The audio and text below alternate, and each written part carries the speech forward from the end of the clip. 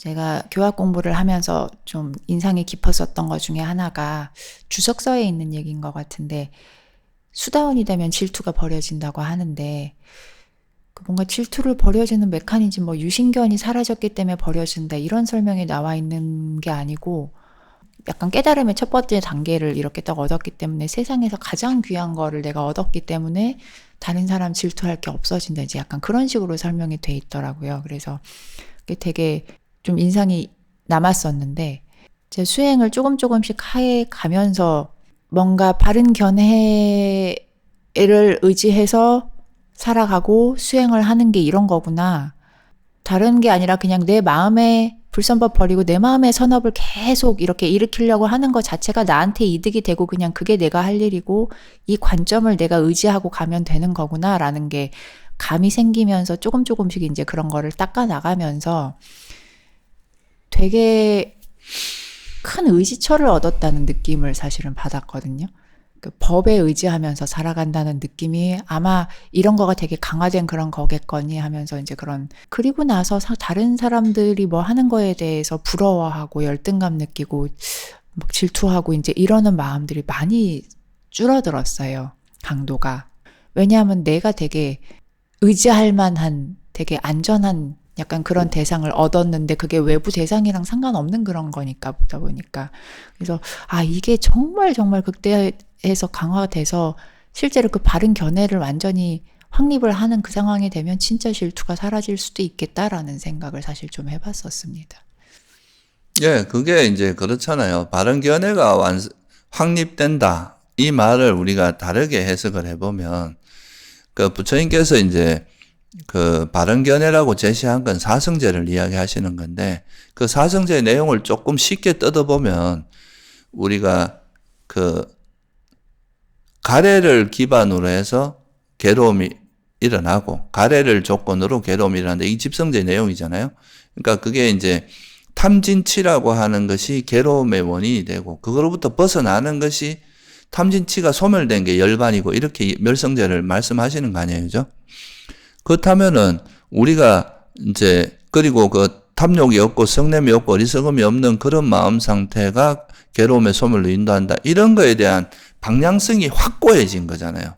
그러니까 내가 이게 탐욕이나 성냄이나 어리석음을 버리면 다시는 내가 이제 이런 괴로움이 밖에서 뭔가 내가 원하는 대상을 얻음으로써 이게 이루어지는 게 아니라, 내가 원하는 상태를 만들어서 가능한 게 아니라, 내 마음에 있는 그런 탐욕이나 성냄이나 어리석음을 내려놓고 그거를 놓아버리는 것이 정말 이게 괴로움에서 벗어나는 확고한 길이라는 거예요. 이거에 대해서 흔들림이 없어진 사람이 수다원이잖아요. 그렇죠? 그러니까 수다원은 그런 이제 수행의 방향성이 명확해지신 분이기 때문에, 그런 분들이 이제 뭐랄까, 그러면 이게 타인과 내가 비교해서 뭔가 얻어질 수 있는 게 아니라는 거에 대한 명확한 그 방향성이 잡힐 거 아닙니까? 그러니까 그런 분들이 사실은 타인에 대해서 이제 뭔가 질투를 하거나 이런 감정이 생기기가 불가능하다고 볼 수 있고요. 또 하나는 이제 우리가 생각해 볼 수 있는 게, 수다원이 된다는 거는 부처님께서 뭐라고 하셨냐면 이 우주의 통치자보다 낫다 그랬어요. 그러니까 수다원이 된다는 건 이제 수행의 방향성이 확실히 정해졌고, 외부에 우리가 내가 이렇게 가면은 언젠가는 아란이 될 거라는 거에 대한 확신이 든 분이잖아요. 그런 분들이 내가 바깥에 있는 다른 대상에 대해서 뭔가 그 사람의 나보다 더 낫다고 해서 질투를 하거나 이런 감정이 생긴다는 것 자체가 현실적으로 불가능하다. 그래서 이제 자기 내면에서 이런 방향으로 갔을 때 이제 괴로움의 소멸이 이루어질 수 있다는 것에 대한 확신이 드신 분이기 때문에, 이건 자기 내면에서 이제 그런 확신이 든 분이잖아요. 그러니까 바깥의 대상에 대해서 우리가 그 대상이 나보다 낫다 못낫다 이런 걸로 질투를 하는 이런 감정이 생길 수 없다는 건 우리가 충분히 납득 가능한 이야기라고 볼 수 있겠죠. 그죠? 그리고 그 바른 견해가 사성제다, 요거 말씀을 해주시니까 지금 생각이 된 건데, 그 수다원 되면 유신견이 다 사라지지 않습니까? 근데 이제 질투를 일으키는 메커니즘이 저번에도 말씀해 주셨는데 자만 중에서도 열등감이랑 되게 관련이 많은 것 같은데 이건 내 거고 저건 네 건데 네게 너무 좋은데 나 너무 부러워. 약간 이런 느낌인데 내 거, 네 거라는 생각 자체가 점점점 수행을 하면서 무화가 이해가 되고 하면서 그냥 조건 지어서 지금 이런 현상이 지금 일어나는 것 뿐이지 혹은 이렇게 경험하게 되는 것 뿐이지 내 거고 뭐고 그런 거 없다는 게 이해가 되면서 비교하는 마음 자체가 점점점 같이 떨어져 버리니까 질투 자체도 덜하게 되는 게 확실히 있는 것 같더라고요. 예, 그리고 질투 자체가 된 게 거친 화의 형태란 말이죠.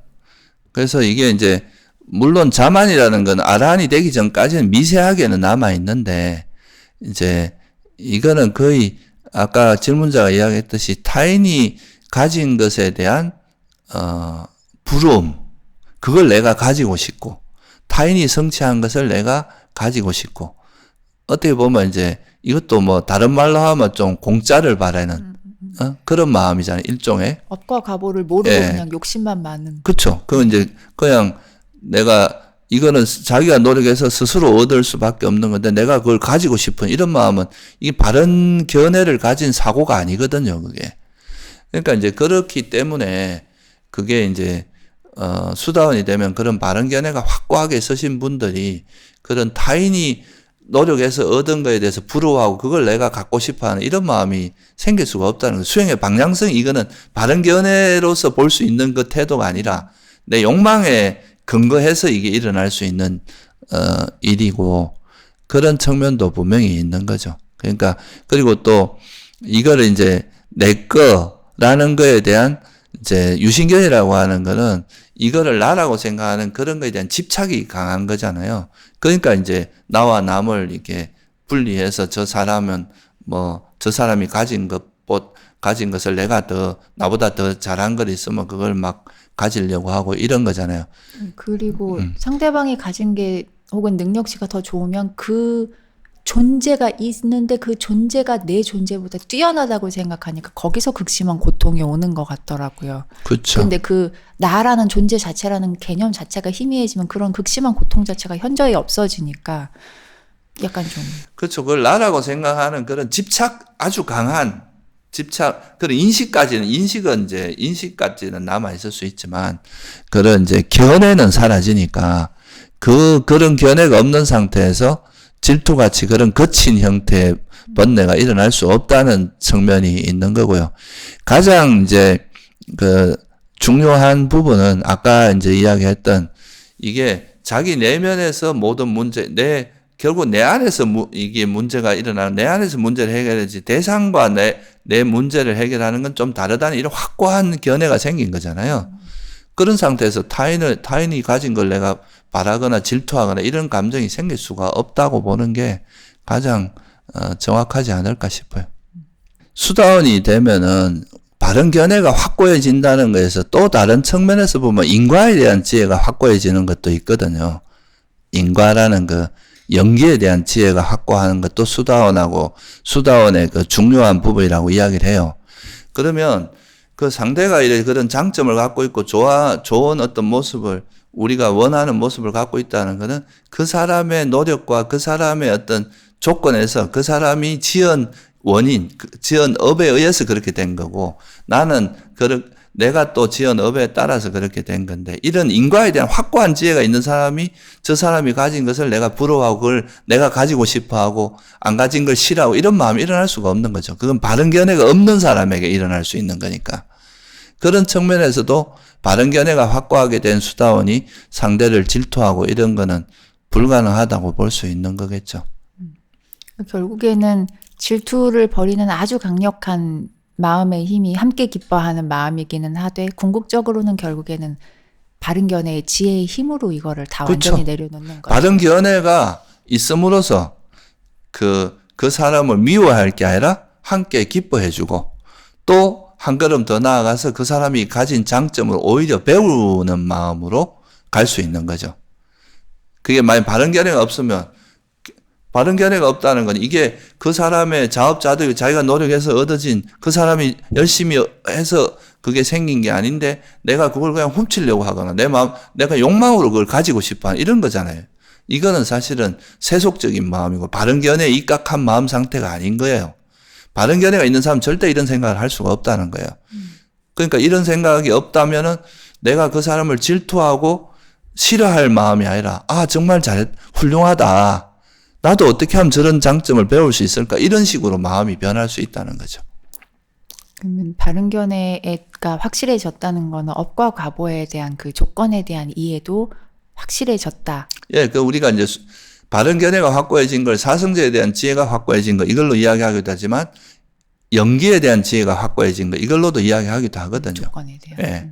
그래서 그 인과에 대한 지혜 또는 이제 연기에 대한 지혜, 조건에 대한 지혜 이런 게 좀 분명해지면 그런 거에 대한 바른 견해가 생기기만 해도 남에게 질투하는 이런 마음을 일어날 수가 없다. 오히려 그 사람과 함께 기뻐해주는 무디다의 마음이 생기고 또 그 사람의 장점을 오히려 배우고 그걸 통해서 우리가 같이 더 성장하는 그런 거잖아요. 그래서 보면 부처님 당시에도 보면 아라한들끼리도 막 같이 이야기하면서 서로가 서로의 장점을 칭찬해 주면서 같이 배우고 이런 모습들이 많이 나오잖아요. 그게 어떻게 보면 진짜 수행자의 모습이고 그런 수행자로서 나아가야 될 마음의 방향성이 명확해진 사람이 수다원이다. 이렇게 볼 수 있는 거죠. 감사합니다, 스님.